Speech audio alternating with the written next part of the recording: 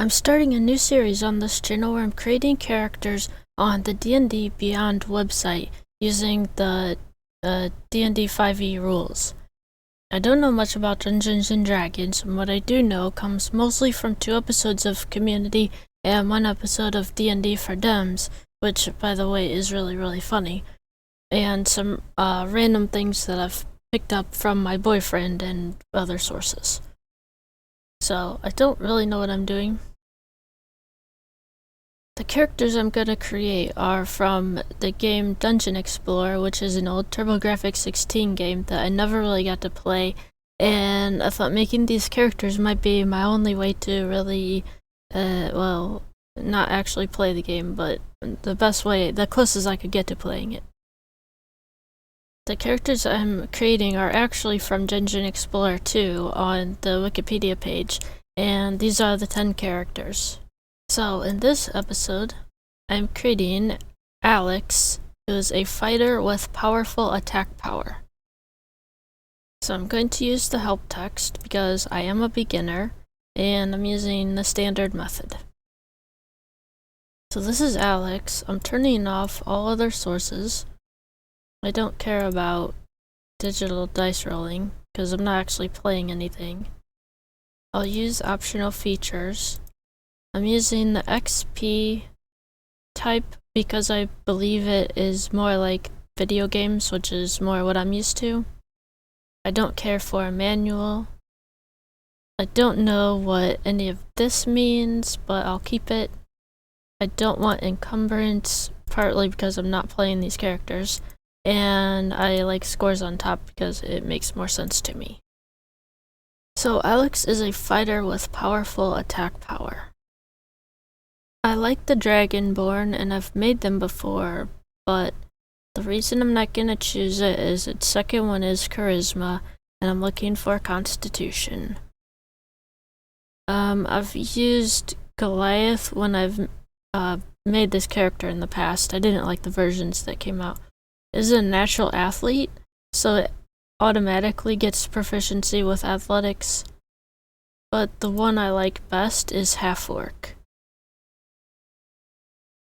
When you're reduced to 0, Relentless Endurance. When you're reduced to 0 hit points, but not killed outright, you can drop to 1 hit point instead. And Savage Attacks. When you score a critical hit with a melee weapon attack, you can roll one of the weapon's damage dice 1 additional time and add it to the extra damage of the critical hit. So that's why I like the Half-Orc.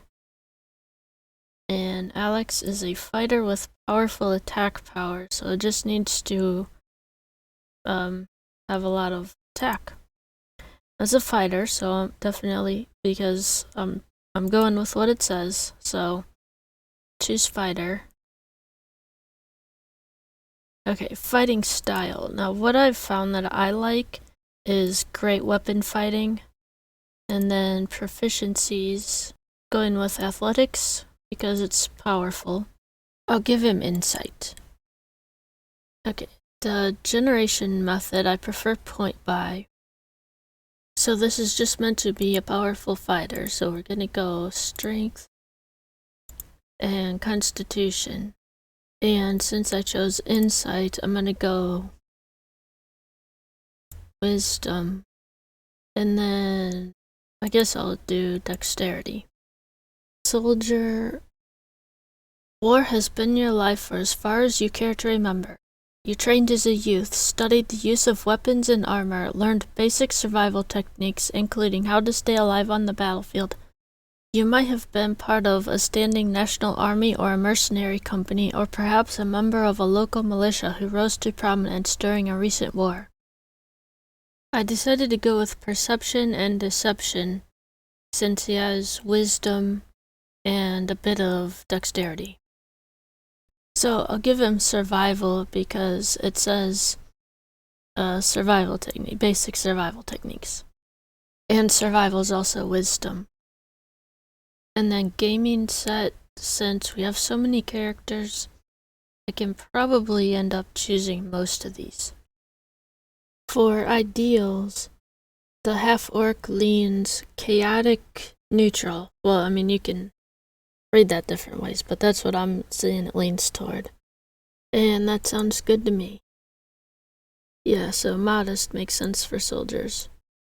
Chaotic neutral creatures follow their whims, holding their personal freedom above all else. Many barbarians and rogues and some bards are chaotic neutral. A modest lifestyle keeps you out of the slums and ensures that you can maintain your equipment. You live in an older part of town, renting a room in a boarding house, inn, or temple. You don't go hungry or thirsty, and your living conditions are clean if simple. Ordinary people living modest lifestyles include soldiers with families, laborers, students, priests, hedge wizards, and the like. Personality traits. I can stare down a hellhound without flinching. I enjoy being strong and like breaking things. Ideals. Independence. When people follow orders blindly, they embrace a kind of tyranny. Chaotic. Live and let live. Ideals aren't worth killing over or going to war for. Neutral. Bonds. I'll never forget the crushing defeat my company suffered or the enemies who dealt it. Flaws. I have little respect for anyone who is not a proven warrior. Other notes. A fighter with powerful attack power. I prefer to choose equipment, so he can use chainmail. I'll choose a great axe because it's two-handed. I like the sound of the broken blade, but the dagger makes more sense to me. Three Dragon Ante is a card game, so I'll choose a deck of cards.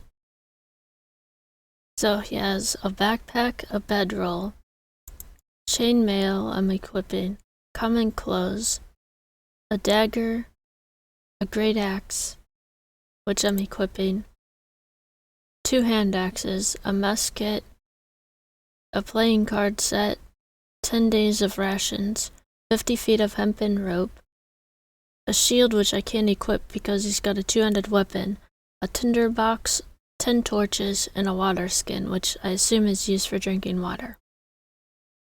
He's also got 10 gold. View character sheet. So we have,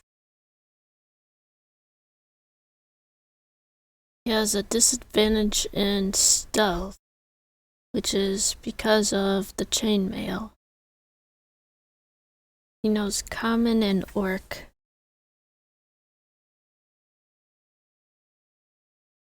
He has athletics at +5. At +4, he has survival, perception, and insight. And +2 is animal handling and medicine. So he can do a bit of medical, except I didn't give him any kind of healer's kit or anything, so it doesn't matter. Of course, he's not playing anyway. Alright, well, if you have done anything different, then you should let me know that, because like I said, I have no idea what I'm doing, or at least very little idea what I'm doing, and play games and have fun.